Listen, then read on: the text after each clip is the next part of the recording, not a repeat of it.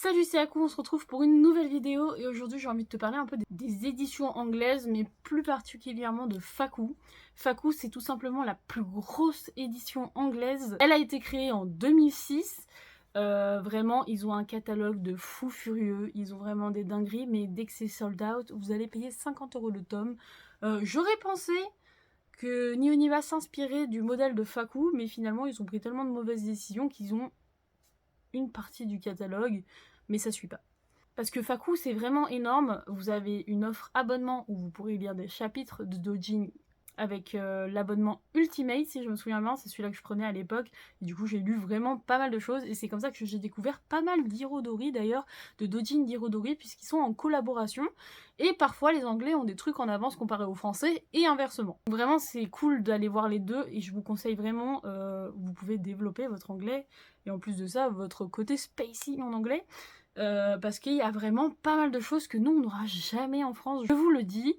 Et vous allez découvrir vraiment tellement de choses, tellement le catalogue est vaste, puisque tu as les doujins Hirodori Citron, mais il y a aussi les doujins de Fakou. Fakou fait par exemple parfois des haches en collaboration avec des youtubeuses. Ils ont une section goodies qui est aussi assez conséquente. Je parle même pas des haches, et en plus ils ont des ichi, ils ont vraiment fait un truc je trouve assez vaste pour une maison d'édition. En plus de ça, l'anglais touche tout le monde, donc vraiment ils sont partout. Mais d'abord je vais vous montrer déjà les petits goodies que moi j'ai eu de la part de Fakou. Monsieur est en partenariat avec eux tout simplement, et on a reçu des petits trucs. Donc on a des t-shirts, les t-shirts je vais pas vous les montrer, ils sont loin, ils sont cachés, parce que le truc c'est qu'ils grattent, c'est pas de la qualité. Si vous voulez des t-shirts H, je vous conseillerais ceux de Nour qui sont bien plus jolis et plus doux. Mais sinon, ils font de magnifiques tote bags, et alors accrochez-vous parce que je crois que celui-là il est à 30 ou 40 €. Donc vous voyez, c'est la magnifique Saki de Métamorphose. Je trouve ça trop bien, regardez, en plus il y a le petit Shindle, sa petite signature. C'est vraiment une ref de qualité et discrète. Si tu ne le sais pas, tu ne comprendras pas la ref. Ça, j'étais trop contente parce que franchement, c'est la ref ultime. Et on a eu aussi cette magnifique planche Asanagi. S'il vous plaît, j'ai envie de pleurer tellement elle est trop belle. C'est l'une qu'on rêvait d'avoir et franchement, c'est ouf de se dire qu'on a du Asanagi à la maison et en plus sur une planche de skate. Ils font vraiment des goodies de qualité, mais attention, les prix de Fakou, ça pique. Sachant que par exemple, un H manga chez eux, c'est quand même 20 $, 20 € si vous voulez. Tu peux les choper sur Amazon, donc à 20 $, et en plus de ça, comme ça, t'as pas trop de frais de port. Mais vraiment, la sélection est minuscule comparée à ce que tu as. Et en plus, si t'arrives pas à les choper très vite, ça part à une vitesse, je vous dis. Aujourd'hui, on a Otakulicious, grâce à eux, on a quand même un petit stock, mais par contre, tu les payes facile 25 € ou 27 € d'ailleurs même, et plus 10 € de frais de port. Donc ça chiffre très très vite. Je crois que, alors je sais qu'il y en a qui m'ont dit, vous avez été quelques-uns à me le dire, c'est que Momi Manga, apparemment, tu peux commander parfois tes tomes en anglais. Donc j'ai jamais essayé, je vous avoue que sur Paris, j'ai l'impression que c'est un peu des cubénis, donc j'ai eu un peu peur d'y aller. Mais franchement, je devrais tester, parce que si une maison, enfin, si un magasin peut me les livrer, j'aimerais bien, parce que les frais de port, c'est horrible. Vous montez avec moi, regardez. Toute cette petite armoire, du coup, c'est dédié au Fakou, au J18 Publishing que je vais vous montrer. J18 Publishing, c'est moins conséquent, je vais pas trop vous en parler. Je vais juste vous parler de quelques titres que j'ai adorés de chez eux. Mais vraiment, là, on va parler de Fakou, et d'ailleurs de mes dernières lectures au final. Déjà, on a Monopolize, c'est le dernier que j'ai reçu. En fait, c'est Skylish qui en a parlé dans une de ses reviews. Pas très fan de la cover, je me suis dit bon, je vais pas l'acheter, ça m'intéresse pas. Et en fait, c'était un NTR de qualité. Donc dès que j'ai su ça, je l'ai acheté direct. Et tout simplement une histoire de deux amies, et il y en a une qui a toujours été amoureuse, et l'autre en fait était trop faible pour lui montrer son amour, et elle va trouver enfin un mâle viril à sa hauteur, et ça va devenir une vraie perverse. Mais il y a aussi des histoires de sœurs jumelles qui étaient très intéressantes. Franchement, j'ai adoré, et le NTR, voilà, ma passion. Un peu plus longtemps, j'ai lu Ne te retourne pas, tome 2 de chez Hot Manga, mais la version du coup Fakou, puisqu'il n'est pas encore sorti en France, et j'ai trop hâte, mais je pouvais pas attendre l'édition française, j'étais obligée de me le procurer, parce que si vous ne connaissez pas Ne te retourne pas, C'est un petit H assez horrifique qui met un peu la pression quand tu le lis. Il y a cette pression horrifique qui vient avec des yokai, des esprits, des malédictions. Il y a vraiment pas mal de choses. Il a un petit côté hard et un petit côté, regardez, un peu Sadako. Voilà, il y a pas mal de choses sympas. Et vous savez, ma passion pour les poltergasmes, tout ce qui est fantôme, dans le H-manga, c'est juste totalement spacey. Alors l'auteur, je crois que c'est Rorogi Mogera, regardez ses doujins, surtout Lady K and Sickman, qui est juste atrocement bandant. J'espère que quelqu'un va choper les droits un jour pour qu'on l'ait au minimum en anglais, puisqu'il n'existe pas du tout en version française. Vous avez le premier chapitre qui est disponible en Scantrad, mais le Scantrad, ça va pas loin, quoi.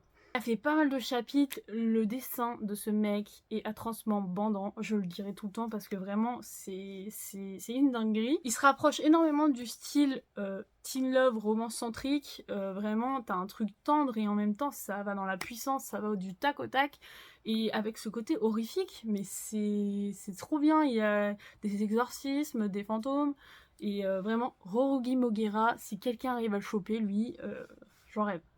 2 secondes d'aparté, j'ai complètement oublié de vous parler de ce titre de Nemu.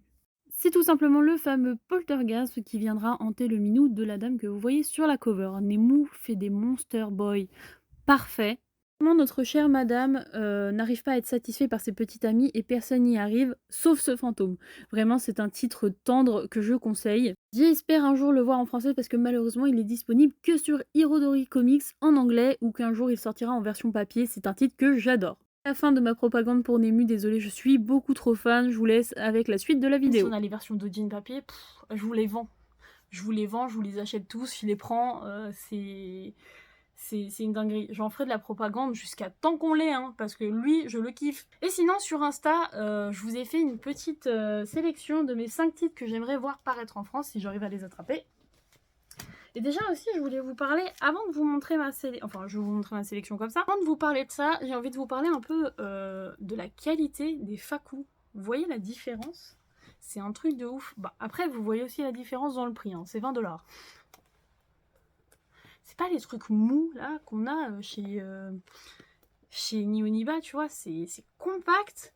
Tu vois la qualité de la cover, elle brille, les dos, c'est un truc. Alors ça, vous savez, les dos, j'en suis sensible parce que vous voyez là c'est Kana, mais t'as aussi Pika, c'est blanc, donc votre manga c'est blanc. Toute ma mangatech est blanche et c'est moche. J'en ai marre, j'en ai vraiment marre, même si ça fait un côté très homogène, du coup c'est très joli au rangement. Moi je veux de la couleur. J'ai envie d'un truc qui pète, c'est vrai quand je vois mes fakus c'est tout coloré, j'adore. Et quand tu vois ça, bah les dos je trouve qu'ils sont assez bien travaillés, ça reste cohérent dans l'ensemble, ça fait pas des Nihoniba qui nous fait des logos dans tous les sens. Là t'as la tête des filles, les titres, et tu vois c'est jamais... ça fait pas de taches. En même temps ça amène un côté coloré. Dans les fakus aussi tu retrouveras très souvent, ça dépend, mais des pages couleurs ou un poster. Alors dans celui-là j'en ai pas. Je sais. Ah. Dans Day In, Day Out, on en a un super beau. Regardez-moi ça. Donc tu auras des petits posters comme ça à chaque fois dans certains fakus et dans énormément d'ailleurs. C'est ce qui m'avait choqué. Ils sont assez compacts, c'est ce que j'ai apprécié vraiment. Ils mettent la qualité. Ça n'a pas de prix. Bon, si c'est un prix 20 $, mais ça pique. Et déjà, donc pour commencer mon top, il y a Maiden of Steel. Regardez, c'est juste une guerrière trop stylée. Donc c'est des guerrières, c'est des elfes, c'est des orques. C'est tout ce que j'aime. C'est vraiment de la fantasy qui est juste magnifique. C'est pas vraiment très violent, hein, mais c'est un titre que je rêve d'avoir franchement en français. Je trouve le côté médiéval pas exploité, c'est dommage. En France, on reste vraiment sur un niveau très basique. On a eu Erona qui était un peu dans ce même style, mais je vous avoue qu'il m'a un peu déçue. J'en attendais plus. Et celui-là, c'est vraiment le plus que j'attendais. C'est de l'aventure, c'est érotique. Voilà, moi c'est ce que j'adore. Ici, ça reste un recueil. Bon, le sujet qui fâche avec moi, Mizone. Mizone, qu'est-ce qu'ils foutent Nihoniba avec Mizone? Laissez les droits aux autres éditeurs s'il vous plaît, on veut Mizone. Ça, alors, je suis désolée, c'est Who to Conquer Monster Girl, qui est un peu plus cavalier que Monster Romance, Monster Girl Party qui était vraiment doux et mignon. Là on arrive sur un côté encore une fois fantasy et un peu de romance. D'ailleurs il y a une page qui est juste digne d'un shoujo, alors je crois que c'est avec une Oni. Mais celui-là est un peu plus dans l'aventure parfois. Alors si j'arrive à vous retrouver la page, parce que le problème c'est que pour censurer ça c'est génial. Je l'ai pas, ça va plus vite. Ce qui est bien avec Mizone, c'est vraiment, il a tendance à faire des pages dignes d'un shoujo. Ça reste romantique et en même temps il y a de l'action, c'est ce que j'ai adoré. Alors celui-là c'est Dirty Dunking de Buta. Alors c'est Buchaou, pardon excusez-moi, Buchaou, regardez-moi, Buchaou. Vraiment c'était un recueil sympa. Alors c'était une mère et une fille qui se transforment en Guial si je me souviens bien. Et elles ont des airs de Saki, donc dans Métamorphose parfois. Et j'ai adoré, franchement c'est un auteur qu'on n'a jamais vu en France. Donc ça pourrait être super intéressant de le voir débarquer. On a aussi, alors là c'est le J18 Publishing, je vous le montre comme ça, vous voyez le logo. Et vous voyez que c'est très ressemblant à Faku, donc franchement ça fait pas dégueulasse quand on les mélange dans la mangatech. C'est ce que j'apprécie. C'est un titre de June, et June, alors j'espère qu'un jour la France va le signer parce qu'il fait pas mal de Monster Girl, Animal Girl. Dans ce tome, vraiment tu retrouveras de tout, mais je vais vous montrer parce que je suis fan d'un perso en particulier et je crois qu'elle s'appelle Bibi. C'est tout simplement une chauve-souris qui est juste magnifique. J'en parlerai toute ma vie. Propagande pour Bibi, elle est beaucoup trop belle. T'as une Tanuki aussi qui est assez adorable. Et en fait, il a un côté assez vénère dans le destin, mais pourtant il fait des histoires assez mignonnes, assez douces, assez rigolotes. Avec vraiment pas mal... vous voyez, il y a la petite Tanuki, mais vous connaissez peut-être aussi la dame Ko, la vache, parce que elle est archi connue, je pense. Bon, je vous avoue que cette scène m'a plus malaisée qu'autre chose, et je vous ai dit, les persos un peu trop surchargés, moi c'est pas mon délire. J'ai peur de la déformation, donc vraiment ça reste très très proportionné, et vous voyez la petite chatoune, elle est trop mignonne aussi, enfin ils ont des histoires vraiment adorables. En plus de ça c'est de l'Animal Girl, vraiment quelque chose encore une fois en France qui n'est pas exploité. Il y a vraiment une grosse partie en France qui n'est pas exploitée, c'est la romance, je trouve qu'elle est hyper mal exploitée, mais après je pense que ça vient quand même de sortir. Il n'y avait pas tant que ça de Vanilla avant et j'ai l'impression qu'il y a quand même une petite explosion du Vanilla qui fait plaisir.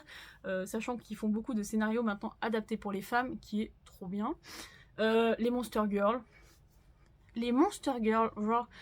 On a eu Urotsuki no Jin, on a eu plein de trucs avec des monsters, c'est un peu la base, les tentacules, tu vois, je veux dire, dans le monde du H.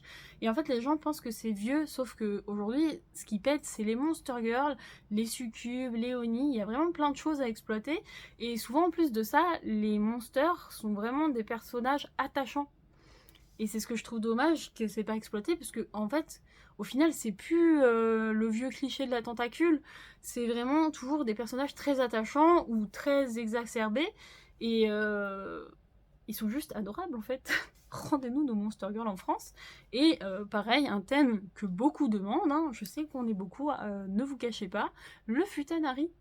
On n'en a pas assez en France, regardez, le Futa, on a quelques chapitres, et encore on a un pauvre chapitre dans TSF. Donc j'espère qu'un jour Shindle refera, parce que vous savez que TSF continue en dojin, d'ailleurs disponible aussi sur Faku, c'est comme ça que je l'ai su. Il continue de les faire en dojin, et il y a du futa à gogo, mais c'est ce qu'on veut. C'est vraiment des catégories sous-exploitées, et je trouve ça dommage. Et le dernier de ma sélection, c'est tout simplement, j'ai même pas besoin de cacher la cover, Day In, Day Out, et c'est un petit recueil qui peut paraître assez hard, mais il est trop sympa, le dessin est juste exceptionnel, du fluide partout, beaucoup de BDSM, pas une de soft, mais si vous voulez, c'est de petites nanas toutes menues qui se font, mais... péter la gueule, péter la chatte, péter tout ce que vous voulez. Elles sont en poésie avec Akuma, vraiment elles se font défoncer la gueule. Ce sont clairement dans ce site des femmes objets, des femmes perverses, des femmes vraiment trous. Si je peux être vraiment très politique, ça a un côté vraiment très hard, ce sera pas à mettre entre toutes les mains. Mais je pense que celui-là mérite sa place sur le sol français, vraiment. Il était trop sympa. Donc j'espère que ce petit papotage t'a plu. N'hésite pas à me dire toi quel titre tu rêverais de voir en France. Là c'est plutôt la partie américaine, mais si je devais parler des doujins, on en aurait pour 3 ans. N'hésite pas à me dire tout ce que t'en as pensé. Salut!